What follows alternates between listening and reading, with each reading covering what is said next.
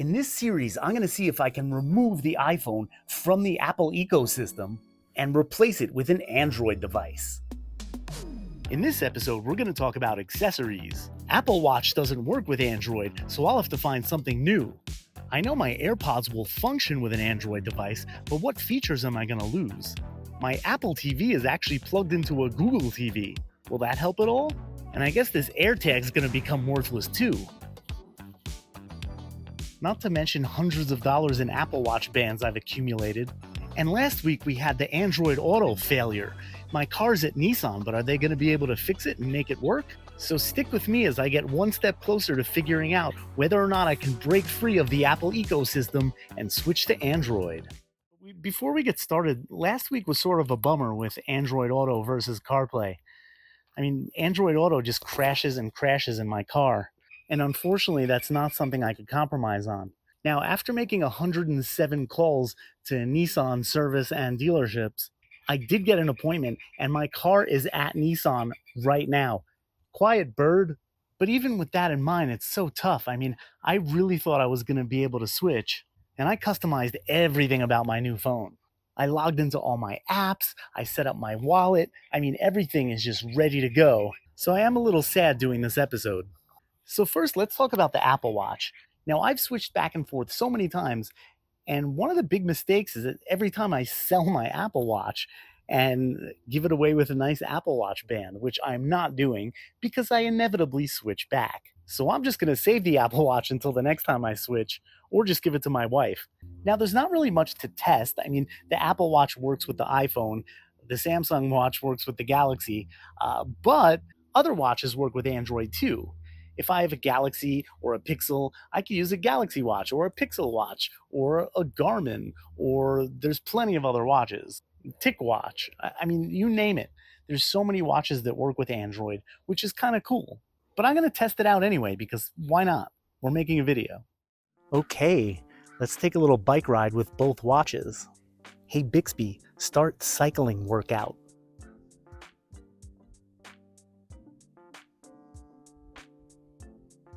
Hey Siri, start cycling workout. All right, let's do this. All right, so far so good. Got the Galaxy Watch and the Apple Watch. Not really sure what I'm comparing other than the overall experience. It's not like I'm gonna know if one's more accurate than the other. I'm actually impressed that Bixby answered me when I asked it to start the workout, to be honest. Wow, I stopped for a second and the watch auto-paused my workout. That's pretty cool. Well, the Apple Watch didn't do that. Could also be a setting. Hey, a prairie dog's watching me record. Okay, Apple workout, 38 minutes. I really do like the display on the Apple Watch. Bixby paused my workout. Hey, Bixby, end the workout. End workout. Alright, I don't like the display as much on the Galaxy Watch. So that was a fun bike ride. I don't know if it really shed any light on anything. Obviously, the Apple Watch works with the iPhone, and the Galaxy Watch works with the Galaxy phone. There is one annoyance, though, in that on the Galaxy Watch, you actually still have to talk with Bixby to start a workout, and Bixby is just the worst. It never even understands what I'm saying. So I'm actually going to order a Pixel Watch because, you know, what the hell? It's cool. I really like this Pixel Watch. It actually looks like a round Apple Watch. It's really cool. Yeah, I'm really into this Pixel Watch. I mean, this watch is making my decision to switch to Android even stronger. It almost makes me think I should get a Pixel device just so I can use all of the functions like controlling the camera and all that stuff. Hey, what are you doing with my sock? Seriously? Wow, yeah, I really like the Pixel Watch. That's the beauty of Android, is that you can mix and match products. You're not just stuck with one watch, right? I guess I should test out Samsung Pay, but it's obviously going to work. System processing.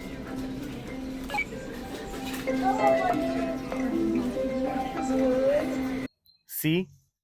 So the next thing to talk about is AirPods, but they are Bluetooth earphones, so they will work with an Android device. But there's no app. Obviously, there isn't a native app for AirPods, and you can't download an app for AirPods. So you can't really control much in the way of settings. You can't change automatic ear detection. You can't change what happens when you squeeze one of the stems. You can't just look and see what mode you're on, like transparency or adaptive or noise canceling. But they do work. They still sound great. So there's actually one really annoying thing that happens with AirPods and iPhones that doesn't happen with Android phones. Basically, I'm listening to music through my iPhone, I get a phone call, I could answer them on the AirPods, and there's my call. But if I hit answer on the phone, the call goes to the phone instead of the AirPods that I'm already wearing and listening to music to. It's so annoying. I also asked Siri to make a phone call through my watch, and then all of a sudden the call's on my watch. I want, if I have an AirPod in my ears, I want the call to go through the AirPods. And that's how it worked with the Samsung device. So at least there's a +1 in that. And I guess I should mention that Apple has a feature where the AirPods will automatically switch from device to device. But that feature is horrible. You may think that feature is great if you have a lot of Apple devices, but I think the more devices you have, the worse it is. There's been so many times where I'm making dinner in the kitchen and listening to an audiobook. My kids turn on the TV in the other room, and all of a sudden, I'm listening to Bluey on my AirPods. So moving on to Apple TV, this is an interesting one because I have my Apple TV plugged into my Sony TV, which runs Google TV. So I basically have an Apple TV plugged into a Google TV, which is Android. Now, this remote is never around when we need it to be, so I'm always controlling the TV using my iPhone. So what do? Do I just switch everything to Android? I could use my Samsung phone to control my Android TV, and I could use it to cast photos and videos and things that I normally like to do. So I guess it should be okay, but let's test it out anyway. So one of the cool things is you can just open the iPhone's control panel, hit the remote button, and there you go. There's your remote. I'm just going to hit the power button, and it turns on my TV. There we go. And it's just nice. It's nice being able to scroll through everything. Again, I can also open the control panel, open my AirPods. So here's the Google TV remote that I connected to my TV. Actually, oh, you know what? That's pretty cool. The Google remote actually controls the Apple TV as well. How convenient is that? Well, that makes it very easy to switch here. Now let's say I go home though. I think that should open Android TV or Google TV. There we go. I don't watch whatever these shows are. These are just coming up, not my personal preference. I mean, they may be good. I don't know. I'm sure I can cast a puppy photo too with ease.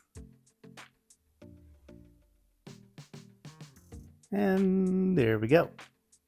So that proved to be an amazing success. The Google TV app on my Samsung phone controls both the Google TV and the Apple TV. It's like the best of every world. This is amazing. So that passed with flying colors, but again, you'd have to be in the same situation as I am, where you have an Apple TV plugged into a Google TV. And of course, I know I mentioned AirTags, but I mean, what are we going to talk about? I'm basically going to have to toss this thing in the garbage and just go with something else. And do I really need it? No, of course not. But it is a nice luxury to be able to find my car keys when they're missing. All right, so that's it. I mean, I knew the entire time I would have to get rid of my Apple Watch and replace it with an Android-compatible watch. The AirPods are going to work out just fine because I really could just change the settings from my Mac or my iPad anyway. We knew AirTags weren't going to work, but that's a minor expense. I can replace that with something else. So the switch definitely seems doable at this point. It might all come down to whether or not Nissan's able to fix my Android Auto issues. On the next and final episode, we're going to wrap this up and make a decision. Am I going to stick with Apple and stay chained to the ecosystem? Or can I break free and switch to the Samsung? Even if I can switch, am I going to? Is it worth it? Will Nissan actually be able to fix my car's infotainment system so it can actually work with Android Auto? If not, I'm going to have to kill the whole thing anyway because I need that. But that's it. By next episode, I'm going to force myself to make a decision either way. Daisy would be very happy if you subscribe to my channel so you can follow along with the series. If you missed the previous episodes, feel free to skip to the beginning of the playlist. And again, thank you so much for watching.